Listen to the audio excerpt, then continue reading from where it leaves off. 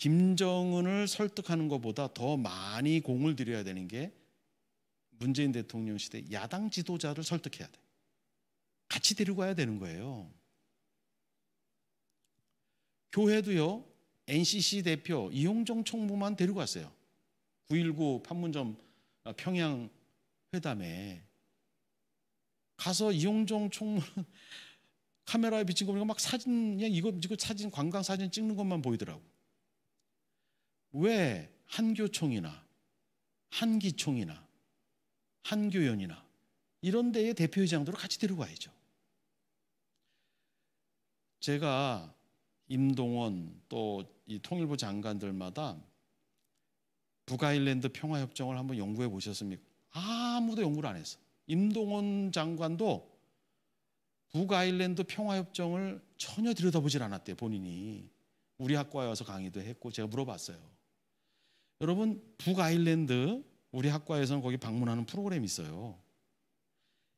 아일랜드 가보면 왼수처럼 싸웠어요. 테러가 거기서부터 시작됐어요.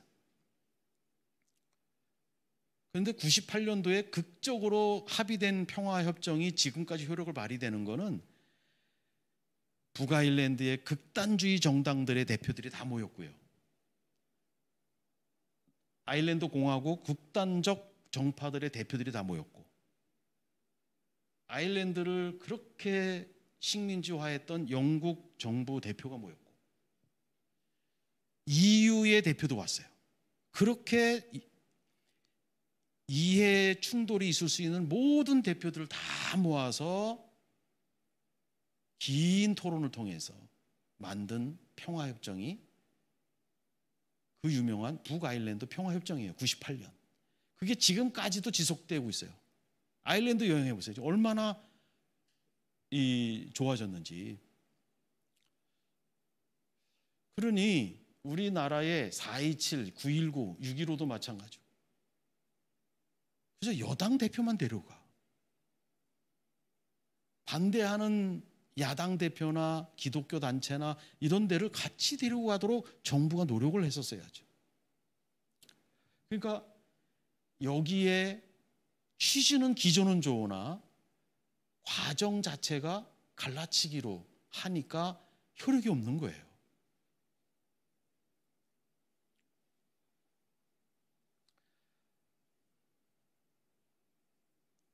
그리고 이 문재인 정부 시절에 586 이분들이 국가를 운영하면서 남북관계를 풀어보려고 하니 그 자체가 또 한계성이 있어요. 그래서 이거는 정말 참 성경적 기반을 근접해서 갖고 있는 한반도 평화 프로세스예요. 그러나 그 과정과 이걸 추진하는 주체들이 여기에 참여하는 주체들이 그거를 이룰 수 있는 주체들이 아니에요. 그 과정과 방법론이 잘못됐어요.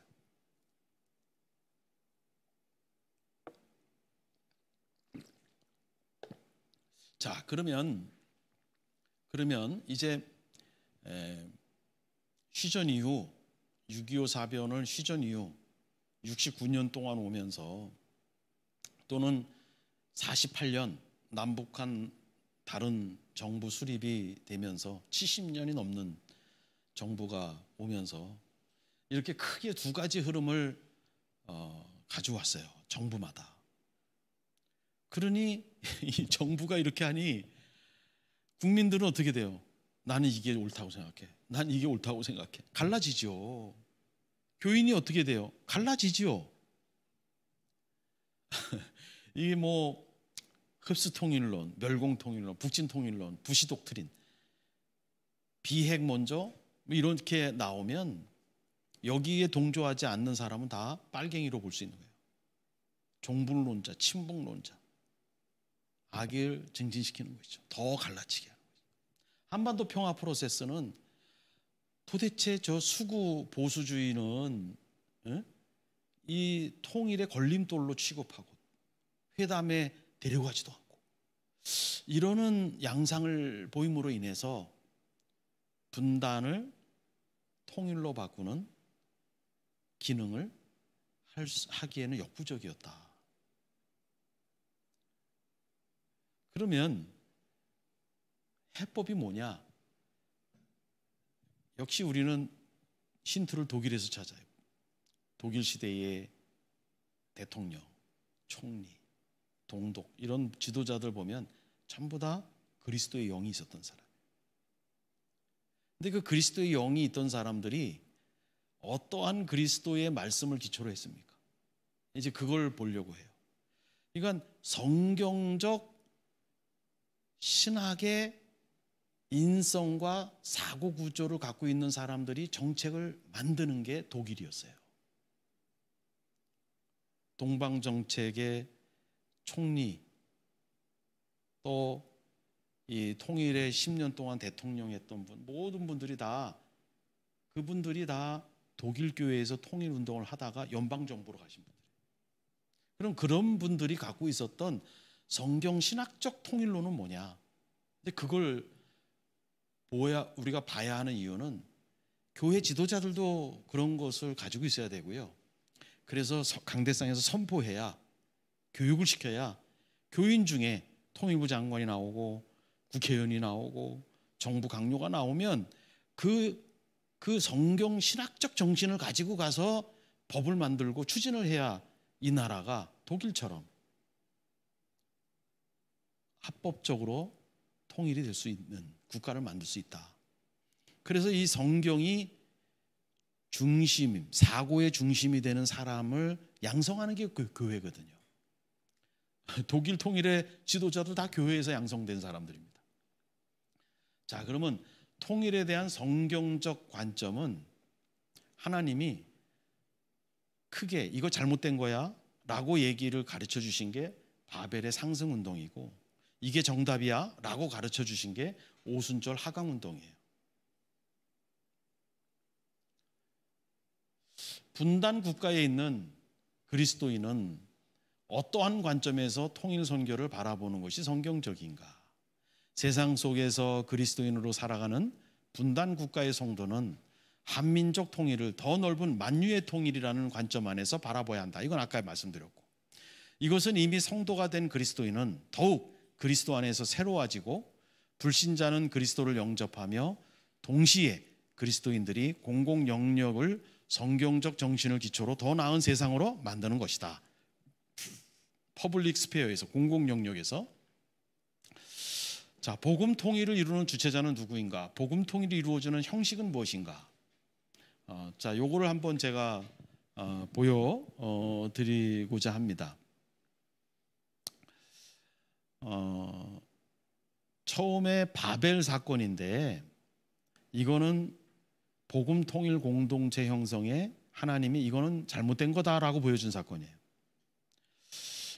노아 홍수 이후에 인간은 신을 향하여 탑을 쌓기 시작을 했어요. 다시는 우리가 당하지 말자, 신한테. 도시를 하늘을 향하여 도시를 쌓기 시작을 했어요. 하나의 장소에, 하나의 언어에, 하나의 탑을 쌓았어요. 다른 생각을 갖지 못하도록 중앙 집권적 체제를 이루었죠. 획일성, 이 생각과 다른 사람은 여기 살 수 없게 만들었어요. 이걸 상승운동이라고 해요. 공동체를 만드는 상승운동. 밑에서부터 쌓아 올라가는 거예요. 기운이 한 곳으로 집중하는 거예요.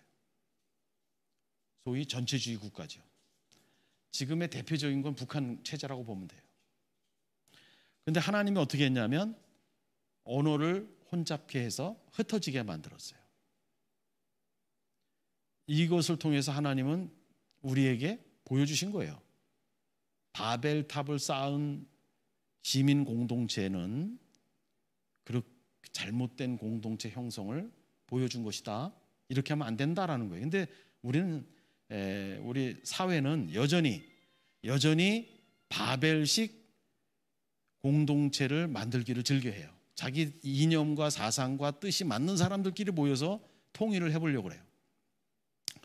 두 번째, 2장의 오순절 사건은 언어를 통일시키지 않았는데 성령이 강림하니까 자신들의 모국어로 얘기해도 뜻이 통하는 거예요. 이걸 다양성의 조화라 그러죠. 바벨탑에서 언어가 혼란되고 흩어짐을 했던 바벨탑 사건이 여기에서 해결이 되는 거예요. 이것을 우리는 하나님이 영이 강림하면서 이루어지는 하강운동이라고 보는 거예요. 그리고 이 오순절 성령의 역사로 인해서 복음이 뻗어나가는 거예요.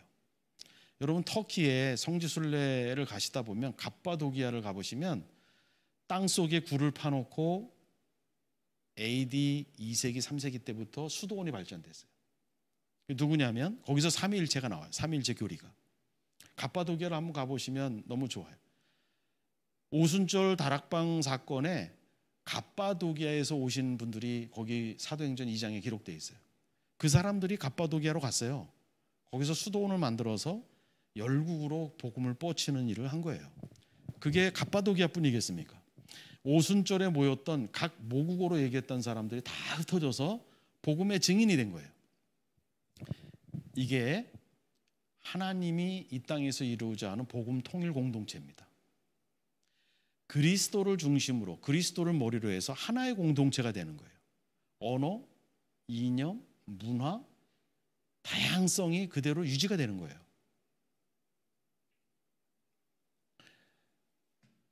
한국의 탈북민 사역자들이 교회에서 하는 우가 뭐냐면 남한 사람처럼 만들려고 해요. 그게 아주 잘못된 거를 모르고 있을 때 큰 고통을 겪는 건 탈북민이에요. 복음을 들어가게 하고 그가 북한에서 형성된 정체성을 존중을 해줘야 되는데 남한 사람처럼 만들려고 해요. 그래서 탈북민들은 그냥 7, 8년 동안 원숭이처럼 살았다라고 얘기를 하는 사람들이 있죠. 나중에 자기는 탈북민으로 살겠습니다. 커밍아웃해요. 그래서 우리 교회에서 탈북민 사역을 하는 사람들이 많은 이야기를 해주고 싶어요. 탈북민들에게. 왜? 빨리 남한에 정착을 시켜주고 싶고 남한 사람처럼 살게 하고 싶어 하는 거예요. 그거 정말 잘못된 건데.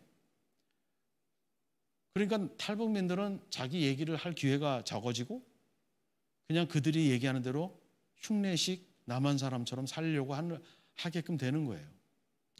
그거는 바벨탑 사건식이에요. 획일화시키는 거예요. 오순절 공동체는 다양성을 인정해 주는 거예요. 탈북민에게 복음이 들어갔고 저분은 나하고 태어난 장소가 환경이 달랐어. 성장의 환경이 달랐어.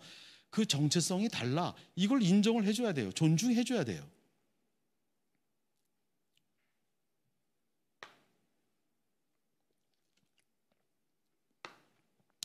그래서 하나님은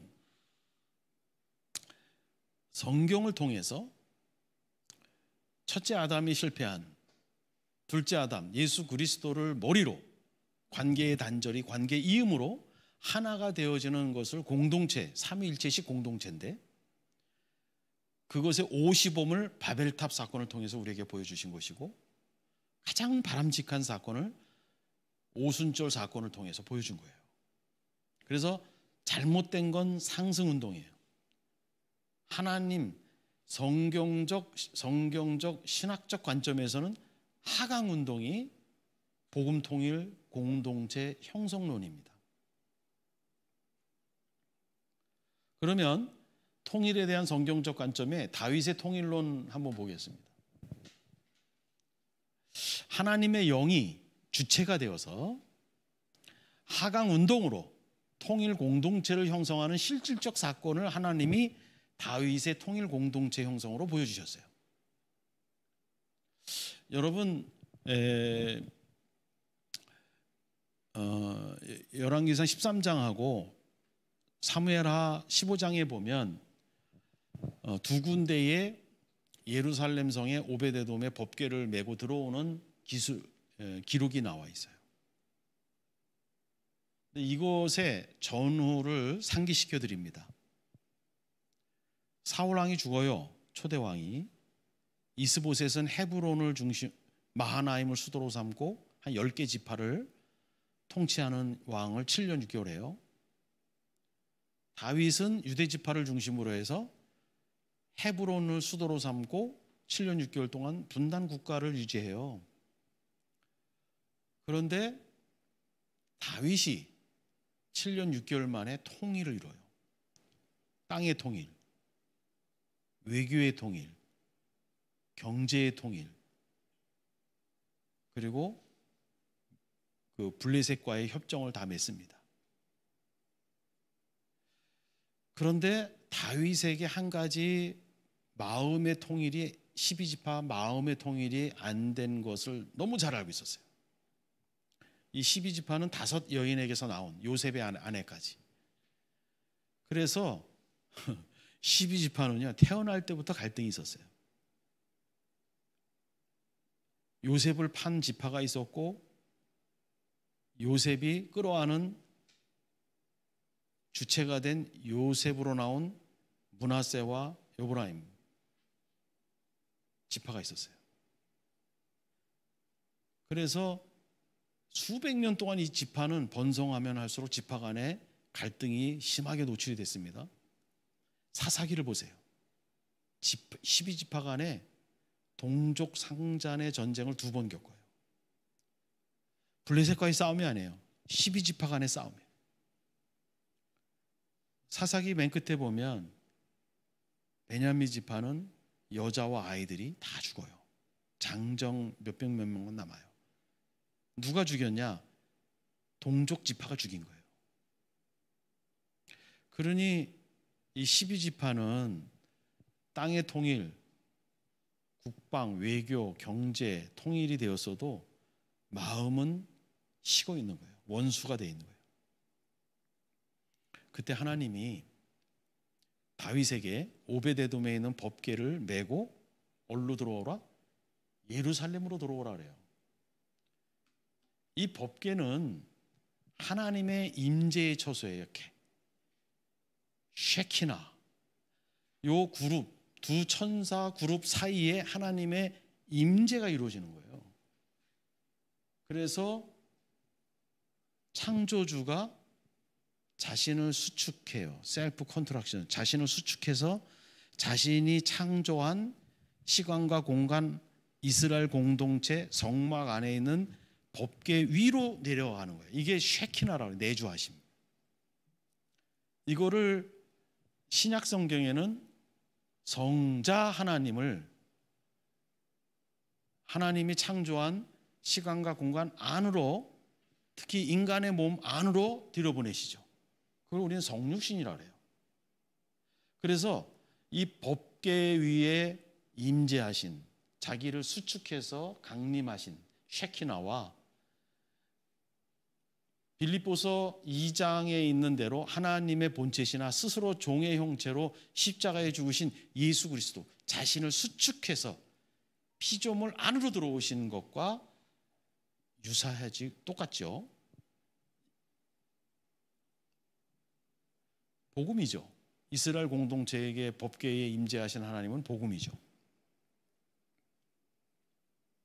이 법궤가 예루살렘으로 들어왔다라는 것은, 예루살렘은 통일국가의 신수도예요. 다시 말해서 서울도 아니고 평양도 아니고 철원, 북한도 철원이 있고 남한도 철원이 있거든요. 경계선에, 그 경계선의 수도를 잡은 거예요. 에브라임 국가, 헤브론 국가 경계에 예루살렘이 있었어요. 거기를 수도로 잡은 거예요. 굉장히 다윗은 지혜로운 사람이죠. 그랬을 때에 어떤 일이 일어났냐면, 머리에 있는, 즉 시적 표현이죠. 위에서 기름, 하나님의 영이 아론 대제사장의 수염에 흘러서 그의 옷깃까지 내려갔다. 이거는 생략을 통한 강조예요. 이거죠. 대제사장 가슴에 판결 흉패가 붙어 있어요.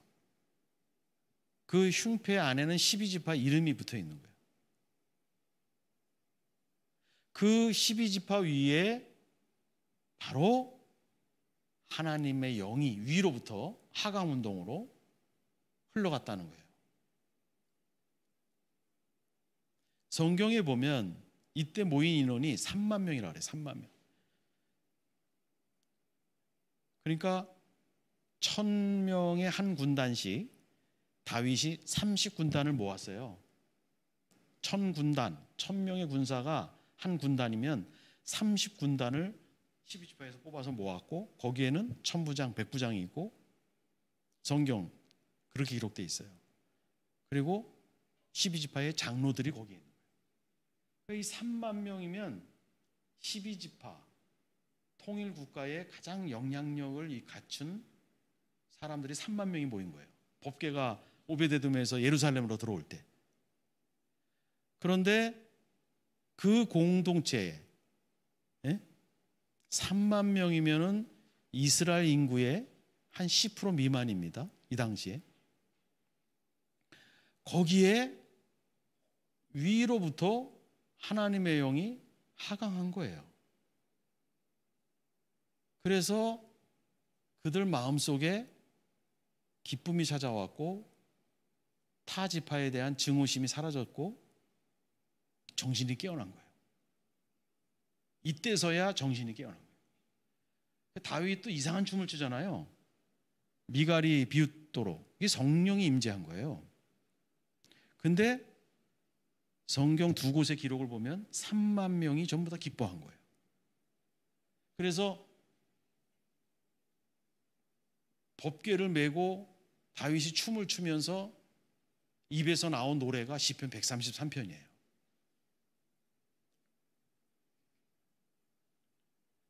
그리고 3절에 보면 헐몬의 이슬이라고 얘기해요. 헐몬의 이슬이 시온들 산에 내린 같도다. 성지 순례를 터키도 갔다 오고 그리스도 갔다 와야 되겠지만 이스라엘을 먼저 많이 가시잖아요. 강원도 땅만한 게 길쭉하게 돼 있는 게 이스라엘인데 맨 북쪽에 헐몬산이 있습니다. 늘 눈이 있어요. 이게 이스라엘의 헐몬산이 늘 눈이 있어요. 제일 북쪽에 있어요. 백두산 높이보다 좀 더 높아요. 여기에 보면 이 헐몬산 한쪽은 지중해 바다입니다. 반대쪽은 사막이에요. 지금의 사우디아라비아 사막. 이 헐몬산에 맺히는 이슬은 무슨 이슬이냐면 지중해에서 불어오는 차갑고 습한 바람이 헐몬산으로 불어와요. 사막에서는 뜨겁고 건조한 바람이 불어와요. 그래서 헐몬산에서 만나서 만들어지는 이슬이 헐몬의 이슬이에요. 이게 녹아서 요단강의 물 근원이 되는 거예요.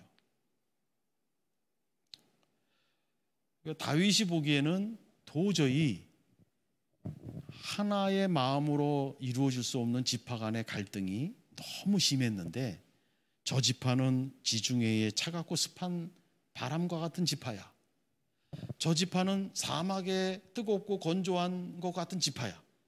그런데 하강운동, 여호와의 르하흐 영이 임하니까 이 두 개의 공동체가 만나서 헐몬의 이슬이처럼 서로 기쁨의 공동체가 된 거예요.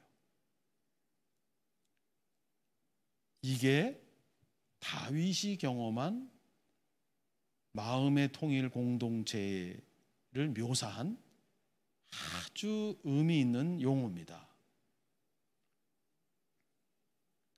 이게 이제 헐몬의 이슬이죠.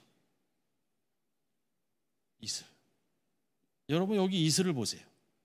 여기에 지중해의 차갑고 습한 바람이 보이나요?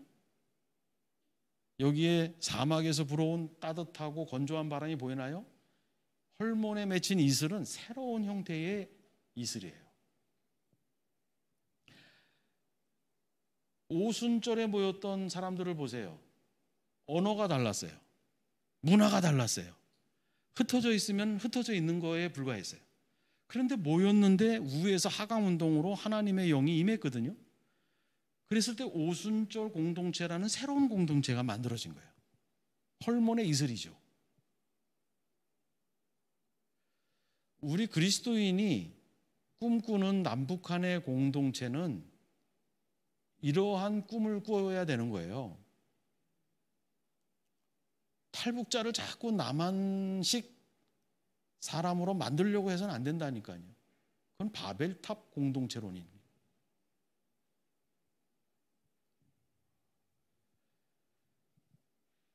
차갑고 습한 북한 땅에서 성장한 그 사람과 따뜻하고 건조한 남한 땅에서 자란 우리와 함께 이루어지는 헐몬의 이슬을 꿈꿔야 되는 거예요. 자꾸 너 뜨겁고 건조한 바람이 돼야 돼, 이렇게 하면 안 된다니까요.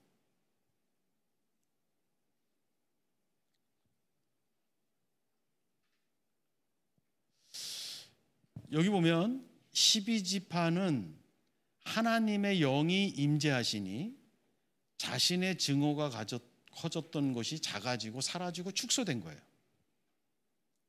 서로를 배타하던 것이 서로에게 열려 있게 되었고, 서로에게 내재하게 되었고, 서로를 관통하게 된 거예요. 여러분 잘 보세요. 지중해의 습하고 차가운 바람과 사막의 건조하고 뜨거운 바람이 헐몬산에 불어서 만나는 순간을 상상해 보세요. 그게 이슬로 바뀌는 그 과정을 누군가가 정말 카메라로 그 과정을 찍을 수 있다면 신비한 경험일 거예요. 어떻게 이게 두 개의 다른 바람이 모여서 이게 이슬이 되는 그 과정을 누군가가 과학적인 방법으로 그걸 촬영만 할 수 있으면 정말 신비로운 촬영이 될 거예요. 모르긴 해도 열려있고 내재하고 관통하는 과정이 포함되어 있을 거예요. 뜨겁고 차갑고 습하고 건조한 바람이 만나서 서로가 이슬이 맺혀지는 과정은요, 서로에게 들어가는 거예요. 서로에게 들어가는 거예요. 이거를 서로 상호 내주라고 하는 거예요. 상호 내주가 되면 새로운, 제가 내 편이 되고 내가 제 편이 되는 게 아니라 헐몬의 이슬과 같은 새로운 공동체를 경험하는 거예요. 이 공동체의 원석이 뭐냐면 바로 삼위일체, 요한복음 17장에 있는 예수님의 기도문이에요. 이러한 삼위일체 공동체의 모형과 다윗의 통일 공동체의 사건과 오순절에 있는 공동체의 모형을 성경적 신학적 관점으로 갖고 있는 사람들이 독일 통일을 이뤄낸 거예요. 독일은요, 통일을 하면서 땅이 영토가 줄어들었습니다. 주변 국가의 지지를 얻기 위해서 국경 분쟁이 있는 땅을 다 양보했어요. 이게 성경의 원리예요. 스스로를 축소하는 거예요. 하나가 되어지려면.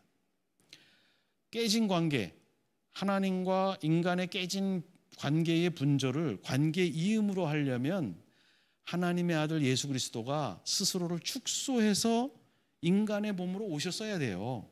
이 정신이 스스로 수축하시는 하나님이에요. 그래야 관계가 이어지는 거예요. 독일의 영토는 통일하면서 줄어들었어요. 이게 성경적 통일론이에요. 그거를 이룬 사람들은 성경 신학적 통일론을 가지고 있었기 때문에 그런 정책을 집행할 수가 있는 것이죠. 여러분, 우리 부부도 마찬가지 아니겠어요? 부부가 왜 이혼하나요? 지중해의 차갑고 습한 바람과 사막의 따뜻하고 건조한 바람이 만나서 싸우다 보면 이혼하는 거 아니에요?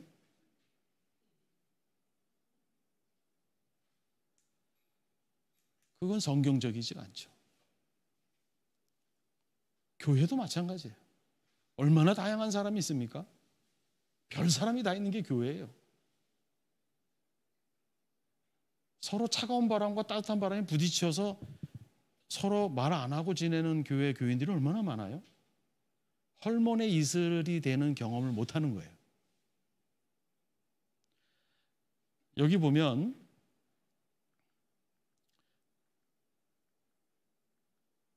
맨 끝에 영생이로다. 영생이로다. 북한의 영생론과 기독교의 영생론의 차이가 뭘까요? 북한의 영생론은 수령이 무한적으로 충성한 인민에게 사회정치적 영생을 부여하는 거예요. 기독교의 영생은 하나님이 관계의 분절에서 관계의 이음으로 이루어질 때 기쁨을 주는 거예요. 이게 영생이라는 거예요. 그래서 보라, 형제가 연합하여 동거함이 어찌 그리 선하고 아름다운고. 다윗이 태어나서 이런 공동체에서 주는 기쁨을, 이런 기쁨을 이렇게 표현했어요. 링컨의 흑인 노예 전쟁, 해방 전쟁이었지만 실질적으로는 링컨의 기도 제목은 하나의 미국이었어요. 링컨이 제일 많이 읽었던 게 시편이잖아요. 이게 영생이라니까요. 여러분, 어떤 사람하고도 관계가 불편하면 영생을 누리지 못해요. 이 땅에서. 원수하고 관계가 풀어질 때 거기에서 영생을 느껴요. 헐몬의 이슬 안에 영생이 있는 거예요. 교회 목회나 교회 사역, 교회 봉사에 일이 많아서 힘든 사람은 없어요. 관계가 깨지거나 불편해져서 힘든 거예요. 스트레스가. 영생을 누리면 힘이 나고 풍성해지는데 관계가 불편해지면, 관계가 분절되기 시작하면 영생도 없고요. 스트레스가 되고 피해가려고 하고 자꾸 저 사람을 멀리할 수 있는 자기 자신의 명분을 갖게 만들려고 하죠. 다른 사람들도 저 사람 다 상대하기 싫어해. 자기의 마음을 고통스럽게 만든 타자를 악마화시키는 거예요. 이거는 관계가 깨지면 어느 사람이든지 일어나는 현상이에요. 그게 교회에서 숱하게 일어나요. 사역자들도요, 북한 선교 사역하는 사람들도 수시로 일어납니다. 북한에 팔려온 자매들 사역하는 사람들끼리도 이게 후원금과 관련되어 있기 때문에 굉장한 갈등 구조가 있어요. 뭐 사역 곳곳마다 그래요. 참 우리 기독교인들이 참 화해를 못해. 진짜 용서를 못해. 세상 사람들은 싸우면 술 한잔하면서 술 기운에 풀어버리는데 우리는 술도 못해. 성령에 취하지도 않아. 그러니까 그냥 한번 감정이 비틀어지면 이게 화해를 못해요. 영생의 기쁨을 교회 공동체 안에서, 가족 공동체 안에서, 부부 사이에 영생의 기쁨을 누려야 되는데 이게 안 되면 그 자리에 스트레스가 찾아오는 것이죠. 영생은 화목 속에 있습니다. 영생은 좋은 관계에 이음이 있을 때 일어나는 거예요. 지금 다윗이 1절에서 영생을 누린 거예요. 아, 이게 이 땅을 떠나도 어린 양 보좌에 있는 새하늘과 새 땅에 하나님의 그 공동체 안에서 단테의 신곡처럼 에떼강을 지나고 에노의 강을 지나면 넷대 강을 지나고 에노의 강을 지나면 세상에서 고통의 기억이 다 사라지고 선한 것만 보이기 시작한다 그러잖아요. 그 선에 집중된 모습으로 퍼펙트한 관계가 이루어지는 거예요. 단테의 신곡에 보면 그거를 단테가 썼잖아요. 신곡이라는 책을. 그 책을 읽을 때에 중세 기독교가 가장 번성했고 밝았다 그래요. 근데 단테의 신곡을 읽지 않음으로 중세가 어두워졌어요. 그러니까 새하늘과 새 땅의 관계에 퍼펙트한 관계를 이 땅에 구현할 때 기독교는 가장 밝아지고 번성합니다.